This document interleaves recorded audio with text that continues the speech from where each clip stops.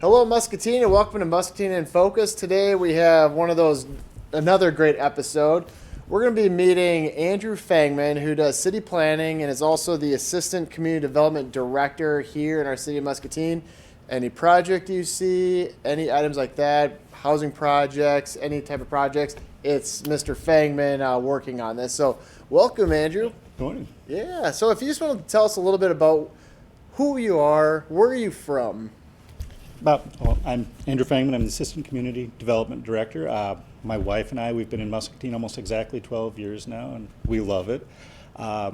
Originally, family's from Iowa, but I grew up in Colorado and wound up back here, and it's been wonderful. Very good. And I was gonna say I've seen the Bronco attire too, which is good. You can't escape that growing up in Colorado. No, you can't. No, you can't. So, tell me a little bit about what you do as doing city planning and then also the assistant of community development. So with city planning, there's basically two major functions. One's kind of the planning functions, the other zoning functions. So the zoning it's land use. One side's kind of land use regulations, kind of the rules by which all things develop.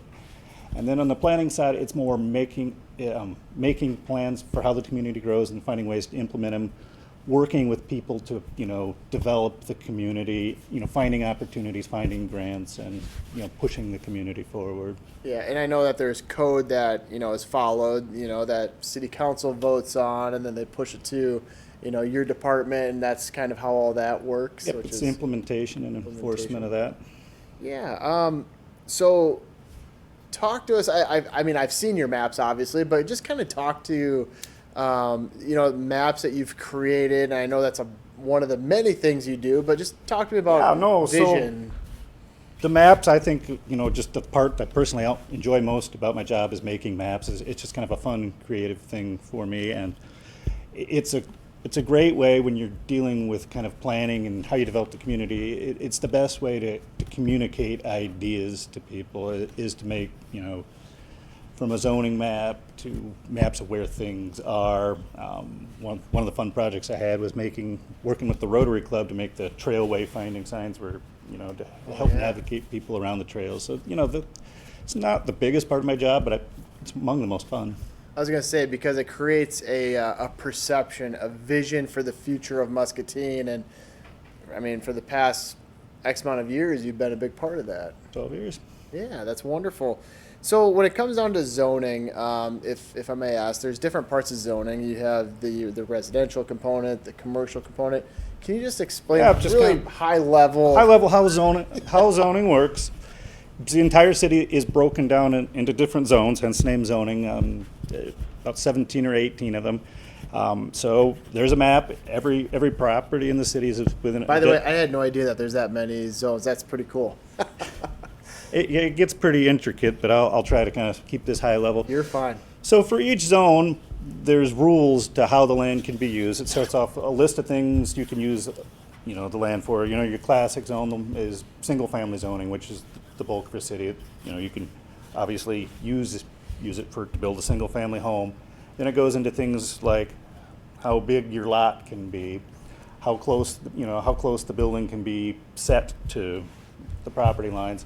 And so those are the rules for each zone. Then the other thing that's included in the zoning ordinance is it's more universal rules for all properties, from the regulations to how our parking lots work to rules for signs, and just all the nitty-gritty details to how property gets developed and looks and functions in our community. Wow, and like the parking lots, so basically how much. I mean, I'm sure that you have to have all the information on the drainage and how it all flows. Yep. It boils down to how many parking spots you got to have, physically how it's got to look. One of the things we've been added, I guess it's been a few years now, is aesthetics. There's now landscaping requirements, so you can't just have a flat, barren slab of concrete. And I think that's really improved the aesthetics of our community as that's rolled out to more development. Very good. And I was going to say, all this information that you have to basically, the code of implementation, there's parts that come from city code, but then also you follow some other. Sure, depending state. on, there's federal, state, regulate.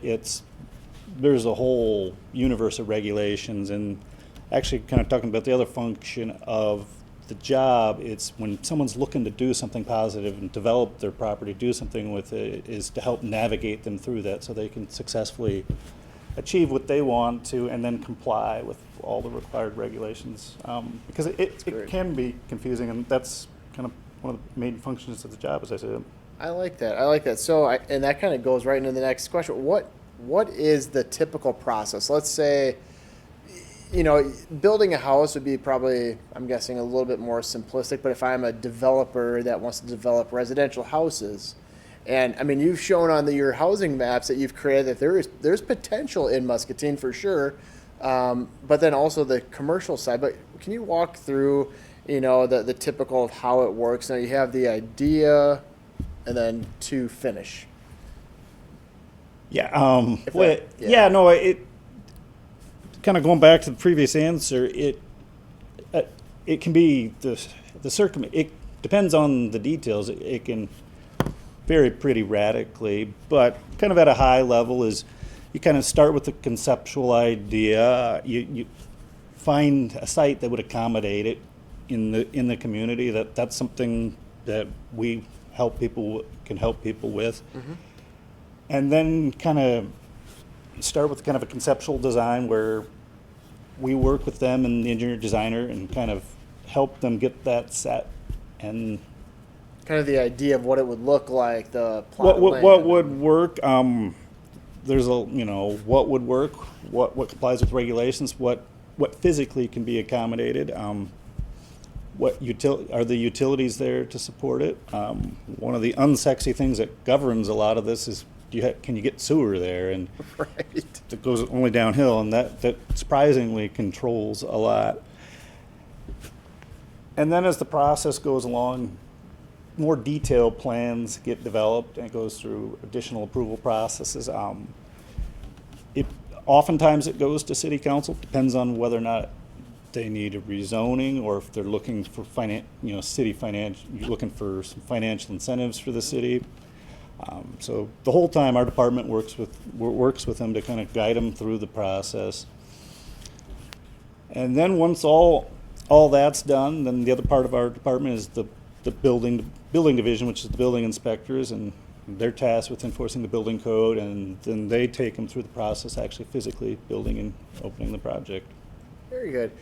And I know that with just having that vision of you kind of creating the maps, the maps that I've seen that you've worked on, you have the sewer, what type of water mains there, working with different utility companies, REC, MPW, Alliant Energy. It's kind of nice to see all of that. So it basically takes a lot of the guesswork out of it. So if I'm wanting to build a hotel, I want to pick this area. Okay, well, this area's got 8-inch main right there. We're ready to go. I don't even know if that's an 8-inch main is appropriate, but I'm just guessing. I'm new to this whole thing, but it takes the guesswork out of it, and it gives them a vision of what could be there, what is needed. And then as they get into it, it's called the site plan. There's a site plan review committee, and this is primarily for things that are beyond a single family home, but it's an opportunity where everybody that's involved, everyone that outside party that would be involved sits at the same table and works with the developer. So you have the city engineers, city planning, the fire marshal, the building officials, all the utilities, all the different water, gas. Oh, nice. And so it's everybody in the room, and so it's kind of that one-stop shop that really helps people do it in a more efficient, easy way. Yeah, instead of email here, email there, everybody's working together as a team to potentially see if coordinating all the communication, because the more complicated the development is, there is numerous little pieces, and the details are countless. So, it's trying to simplify that. Could you give a brief overview of incentives? Incentives, TIF and abatement. Is there any? Sure. So the city incentives primarily can come in two forms. One is tax increment financing, and that's where, in a specific designated area of the city, A project can get, with approval of council, can get a percentage of their tax rebated for, property tax they pay rebated for a certain number of years. And that's a negotiated agreement between the developer and the city through the city council.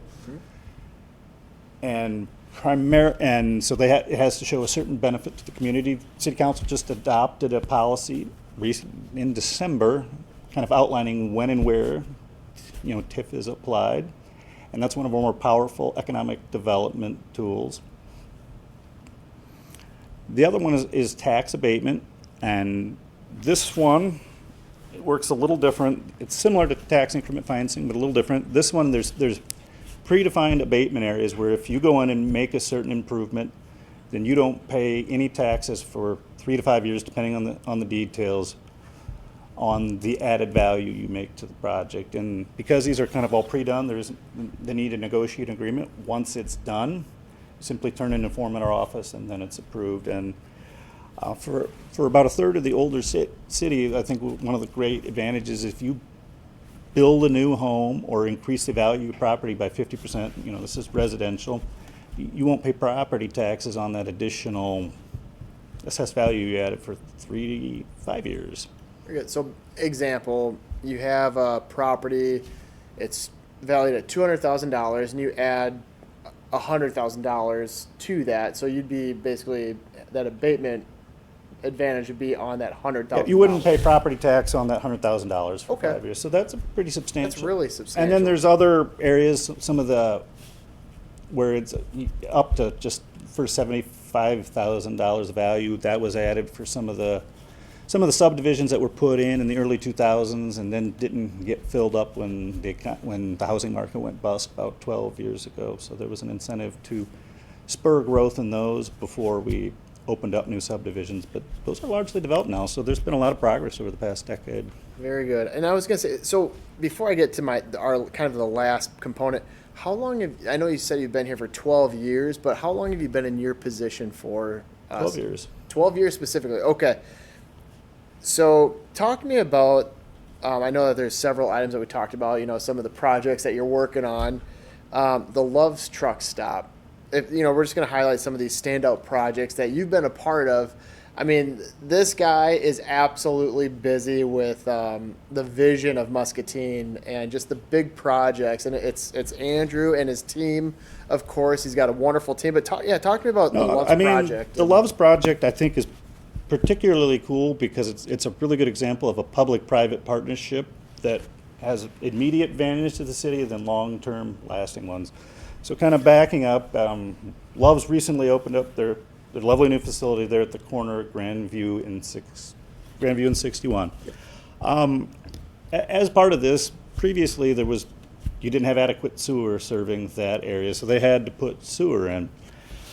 However, the whole area kind of bounded by Grandview, 61, and Mittman, there's no sewer in that area. And so, as Love's was looking at coming in, we conducted a study. What would it take to serve sewer to that whole area so it could be developed? Because that's a substantial chunk of undeveloped ground that's literally in the heart of the city. Yeah. And so then an engineer prepared that report, so we knew that, I won't go into all the technical details, lift stations, force mains, et cetera, to sewer that area. And then Love's would have to do part of that. And so they agreed that they would put in infrastructure that could potentially serve that whole area at their cost. However, and then we agreed that we would rebate them through the TIF program, kind of, going back to that, the portion that, for essentially upsizing that to serve the wider area. And so at the end, we get the benefit of the Love's Truck Stop, but now you have 200-300 acres that, because now there's sewer, they put in a public street on the north side. Now that's ready for development for the next great thing. Whereas before, that really was essentially undevelopable. So, it's building off of that to build to the next bigger, even better thing. Those are the really exciting projects to me. That's really cool. And then talk to me about the new apartment complexes. I know that you've been a part of that. You had the new apartment complexes, and then just some of the groundbreaking. Yep. So recently, we've had a lot of progress forward on providing new apartment complexes. recently we just had 3 major ones open: Colorado Senior Lofts, Yeah. the Grandview Senior Lofts, and the Steamboat Apartments. In total, that adds about 140-ish apartment unit, which is, when you look at, that's a substantial amount of housing, and housing is one of our great community's greatest stated needs. Even more exciting is there's more on the way. Ground should be broken in the spring on a new 24-unit complex. It'll be across the street from the theater on Palms Drive. This will be Very good. market rate one. And so That's wonderful. That's continuing that's housing we need, and it's going to be great. And then I know Jody Real Goodwin, who is the director of community development and housing. But I'm part of a group called the Housing Council, and one of the goals in our county was to have 300 plus units from I think it was starting 2021, and just that alone, we're already halfway there, which is wonderful. On top of another project that you're going to be talking about in just a sec, but that's pretty cool. And you've had your hands in all of it, Yeah, which is great. It takes a lot to get that start. Ones we're talking about, some of those ones, the apartment complex that opened up, started working with those developers in late 2019. So it takes, It does take summer of time. 2019, excuse me. So it's actually same with the Loves for that matter. It takes a lot of work by a lot of people to get them across the finish line. And the important thing too is that you have a vision, you have a plan. It does take time to implement it, for sure. Even though I'm kind of that person, like, I want it done now. But I understand the planning process does take time. Talk to me about a couple other projects. I know that there's the Carver Corner area. There's a lot going on the Carver Corner. The Kent Corporation, they purchased the McKee building, and they're going to start any day now renovating that into office space. It's going to be an amazing project, and that's another one that the city's providing some assistance through the tax increment financing project. Right there next to it, we're working with the developer. They want to construct a mixed unit building that'll have 40 to 50 housing units on the upper floor, then commercial space on the bottom floor. And that would just be, initially they'd just build one building, but they envisioned 3 or 4 on that corner. So that whole corner is going to be completely transformed from something that's kind of decaying, decrepit industrial brownfield to something completely vital that would be kind of an engine for the whole area. And the cool thing with that, I think from what I saw, and correct me if I'm wrong, it's about 56-ish units. Yeah, that sounds which would be great, and that's just the start of it. But if I'm a young professional, just getting out of school, I want to rent an apartment down there, and then from there, take my bike, hop on our amazing riverfront path, and just go up and down, maybe to work, go downtown, go to a restaurant. It's going to be a pretty vibrant area, and that just adds to the portfolio of Muscatine. Well, there'll be, when Kent ultimately fills out their space to full capacity, I think it's going to be about 100 good-paying jobs that'll be literally next door to that. So that's kind of creates the synergies, and it'll just build and continue to grow positively. That's great. Well, is there anything else you want to share at all? I think, in terms of exciting developments for the community, I think I would encourage people to kind of pay attention to the council in-depth meeting that we're having tomorrow night. There's 2 projects on there from Musco and Kent that'll represent over a $90 million investment in our community, creating 80 high-paying jobs, and that's amazing. Yeah.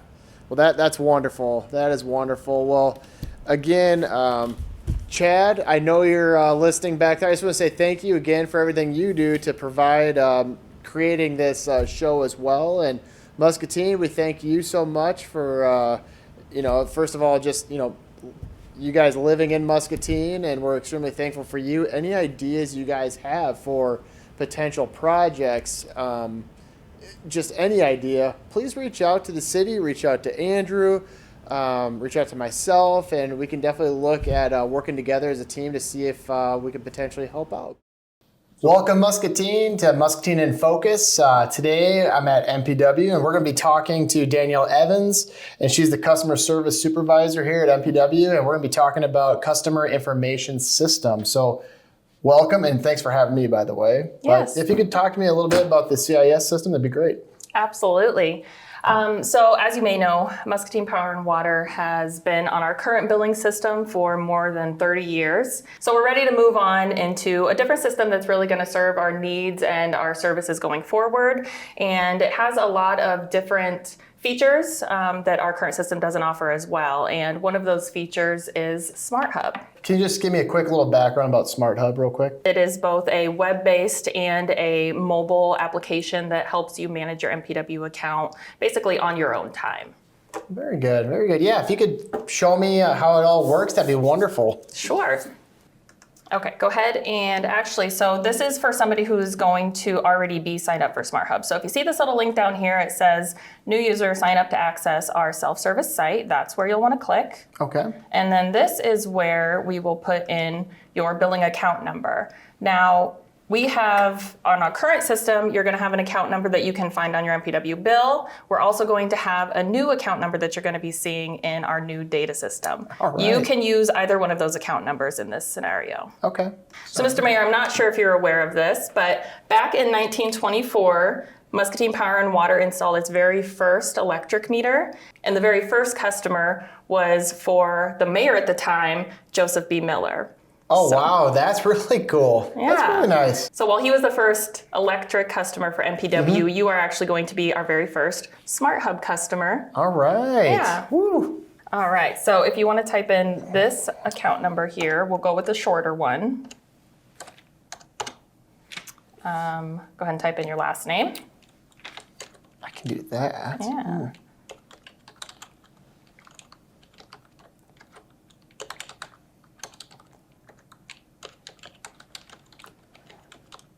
Is it bad that I'm squinting? There we go.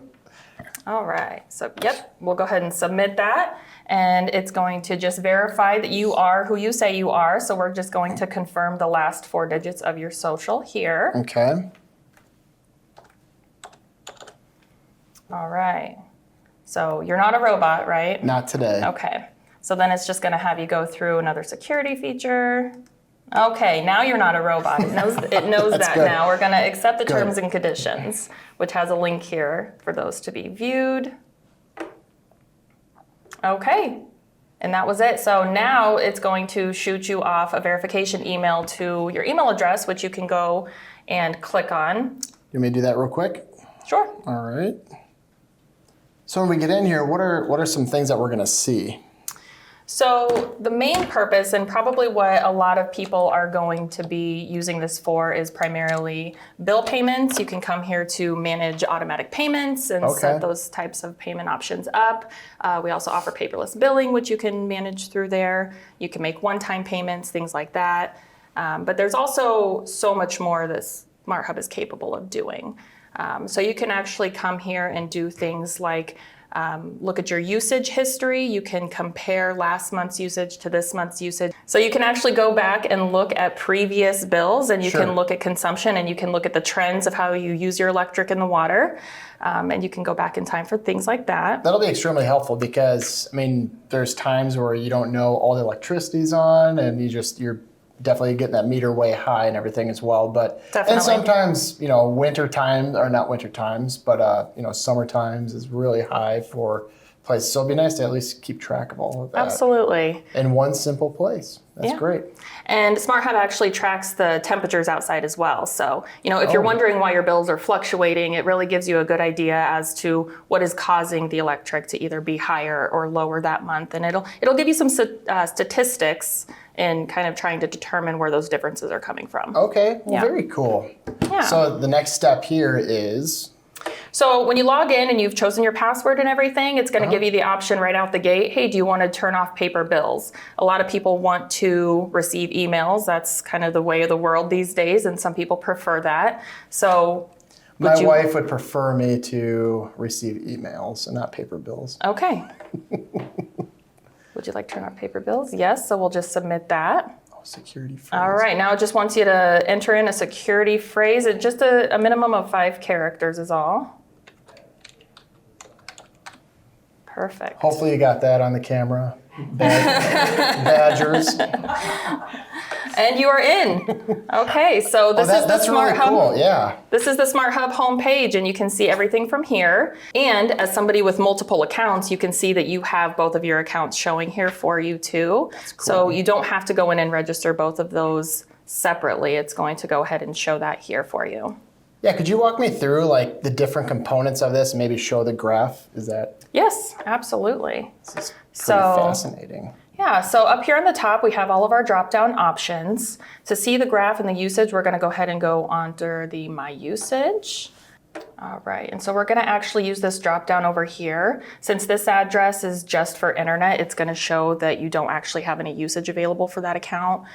So we're gonna go ahead and click your home address, Yep. and then it's gonna load up all of the info. Very So nice. a couple of the things that you can look for, your bill dates, it'll show the actual service time frame, but also the number of days of your bill.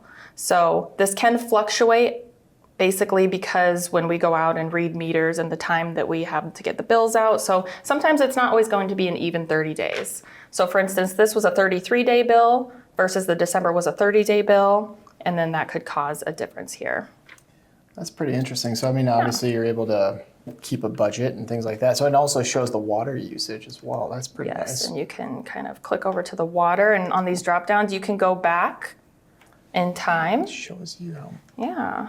So it'll show here, again, there was 3 days less on the December bill than there was for the November bill, and then it shows you all the differences here. Very nice. Yeah. So when is this going to be live for everybody? So our new billing system and Smarthub both go live on February the 13th. So that's right around the corner. A day before Valentine's Day. Yeah. That's wonderful. And the day after the Super Bowl, I think. So Oh, that's right. Yeah. Very cool. yeah, so it's going to be a very busy time here at MPW getting everything ready. We've got a lot of training happening. All hands are on deck getting everything going. But yeah, Smarthub will be available for customers to start signing up on February 13th. So if I'm someone that I don't like technology, can I still get my paper bill? Absolutely. Okay. Yes, we I definitely. like technology, but some people might not like technology, but that's kind of nice to have.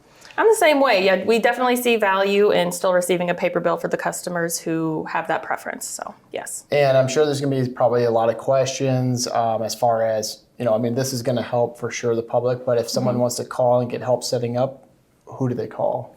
Customer service.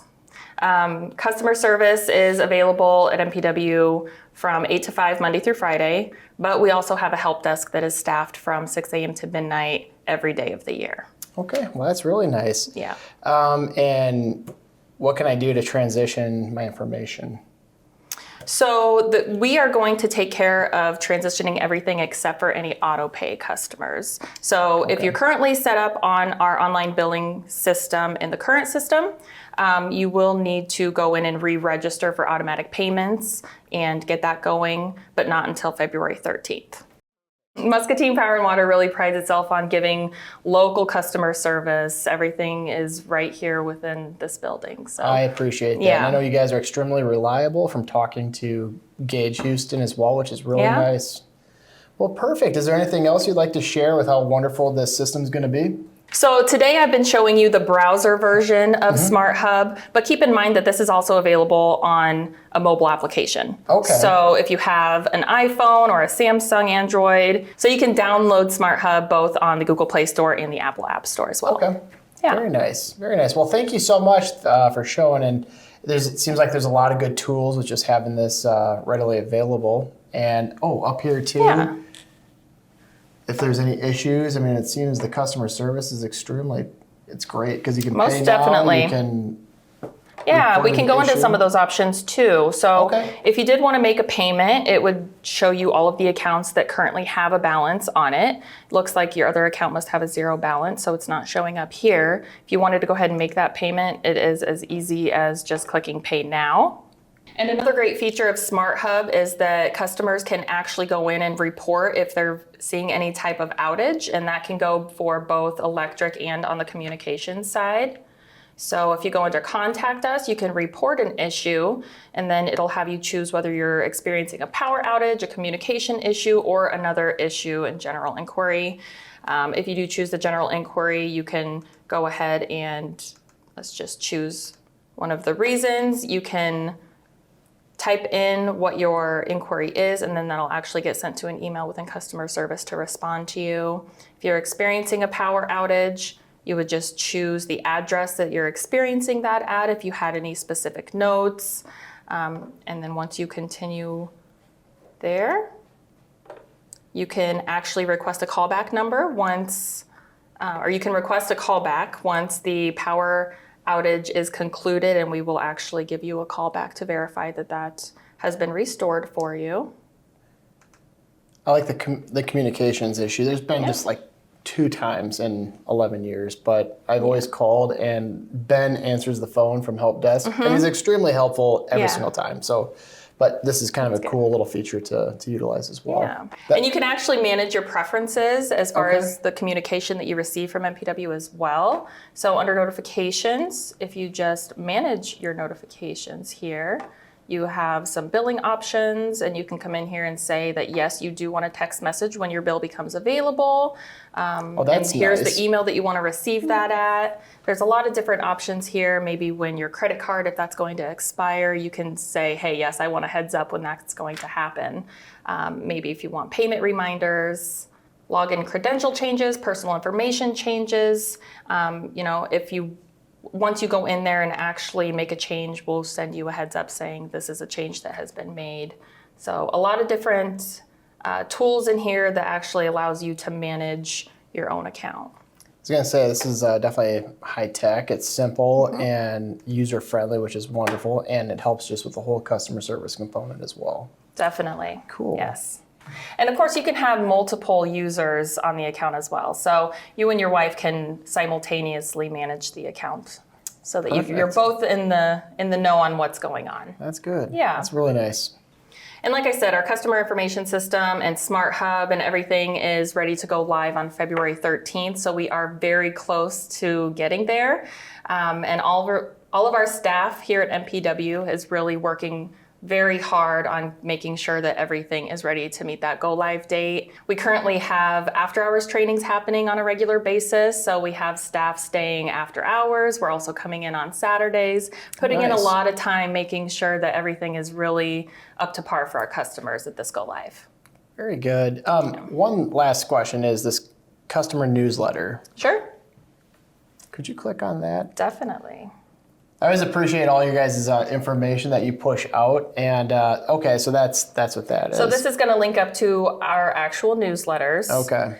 And so if you go here to the Smarthub feed, it's actually going to list out everything that we've posted on Facebook and social media recently. That's nice. Okay. So in case you don't have a Facebook, in case you're not on social media, you can still come here to see all of the updates that are being put out there.